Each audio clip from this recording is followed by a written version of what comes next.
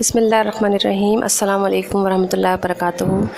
بچوں، آج ہم نے آپ کی درسی کتاب میں سے جس سبق کا انتخاب کیا ہے اس سبق کا نام ہے اونھ۔ سبق اونھ کے مصنف مرزا فرت اللہ بیگ ہیں۔ مرزا فرت اللہ بیگ 1884 میں دہلی میں پیدا ہوئے۔ ابتدائی تعلیم دینی مدرسے میں حاصل کی اور BA کرنے کے بعد حیدرآباد دکن چلے گئے۔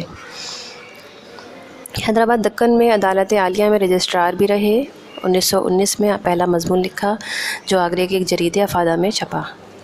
انہوں نے افسانے، سفرنامے، تنقید، سوانح عمری، معاشرتی اور اخلاقی موضوعات پر مضمون لکھے۔ مرزا فرت 5 مجموعے جس میں ڈاکٹر نذیر احمد کی کہانی، کچھ ان کی زبانی، بہادر شاہ اور پھول والوں کی سیر، دلی کا یادگار مشاعرہ، نانی اشو اور ایک وصیت کی تعمیل وغیرہ بہت مشہور ہیں۔ ان کا ایک ڈرامہ دلی کی آخری شمع بھی بہت مشہور ہے۔ اس سبق کا مرکزی خیال کچھ اس طرح سے ہے کہ سبق اونھ کے مصنف مرزا فرت اللہ بیگ اس مضمون میں نہایت ظریفانہ انداز میں ہمارے معاشرے کے ایک منفی رویے پر تنقید کر رہے ہیں۔ وہ رویہ ہے نظر انداز کرنے کا۔ مطلب یہ کہ ہم اپنی سوسائٹی کے اندر بہت اہم سے اہم بات کو صرف اونھ کہہ کر نظر انداز کر دیتے ہیں، اور یہ رویہ کبھی کبھار آگے چل کر مزید پیچیدہ مسائل کو جنم لیتا ہے۔ مرزا فرت اللہ بیگ چونکہ دانشور انشا پرداز بھی تھے اور ان کی وجہ شہرت مزاح نگاری ہے، اور یہ مضمون ان کی مزاح نگاری کا ایک بہت ہی اچھا نمونہ ہے۔ تو اپنے اس فن کو انہوں نے اس مضمون میں واضح کیا ہے، کیونکہ ان کی طنز و مزاح کے اندر ان کی زبان میں ایک مخصوص چٹخارہ، ایک مخصوص چاشنی ہے، اور یہ چاشنی ہمیں اس مضمون میں نظر آتی ہے۔ مرزا فرت اللہ بیگ اپنے مضمون اونھ میں کہتے ہیں کہ اونھ کا سب سے زیادہ زور طالب علموں میں ہوتا ہے۔ کھیل کود میں وقت گزارتے ہیں، سمجھاؤ تو اونھ کر دیتے ہیں، امتحان میں فیل ہوں تو اونھ کر دیتے ہیں، اور طالب علموں کا یہ رویہ ان کے والدین کے بیجا لاڈ پیار کی وجہ سے بھی ہوتا ہے، کیونکہ انہیں یہ پتہ ہوتا ہے کہ ان کو کھلانے پلانے کے لیے ان کے ماں باپ زندہ ہیں، اور اگر مر گئے تو ان کے پاس ان کے ماں باپ کی جو جائیداد ہے وہ ان کے ورثے میں مل جائے گی، اور اگر جائیداد نہ ملی تو قرضہ لینے کے لیے ساہوکار بھی موجود ہیں، اور ملک سے باہر جانے کا کسی نہ کسی طرح سے انتظام ہو جائے گا۔ مطلب وہ اس چیز کو اتنی اہمیت نہیں دیتے اپنی تعلیم کو، صرف اس وجہ سے کہ ان کے پاس بہت سارے آپشنز انہیں دکھ رہے ہوتے ہیں، اور ان آپشنز میں ان کے ماں باپ ان کا بھرپور ساتھ بھی دیتے ہیں، کیونکہ جب یہ فیل ہو جاتے ہیں تو والدین بجائے اپنے بچوں کو سمجھانے کے وہ بھی اونھ کر دیتے ہیں، اور وہ سمجھتے ہیں کہ ہمارا بچہ تو ابھی فیل ہوا ہے، دل ٹوٹا ہوا ہے، اگر کچھ کہا تو رو رو کر جان ہلکان کر دے گا۔ جذباتی طور پہ مطلب والدین ان کا ساتھ دیتے ہیں بچوں کا، کہ اگر ہم انہیں زیادہ ڈانٹ ڈپٹ کریں گے تو بچہ ہمارا گھر چھوڑ کر نہ چلا جائے یا خودکشی ہی نہ کر لے، تو اس طرح والدین خود ہی اپنی بچوں کی تعلیم کی بربادی کا انتظام کرتے ہیں۔ اسی طرح سے سبق کے اگلے پیراگراف میں مصنف کہہ رہے ہیں کہ بیوی کی اونھ بھی خطرناک ہوتی ہے۔ نوکروں کی خامیاں نظر انداز کر کے اونھ کر دی تو نوکر شیر ہو گئے اور گھر کا نظام دھرم بھرم ہو گیا۔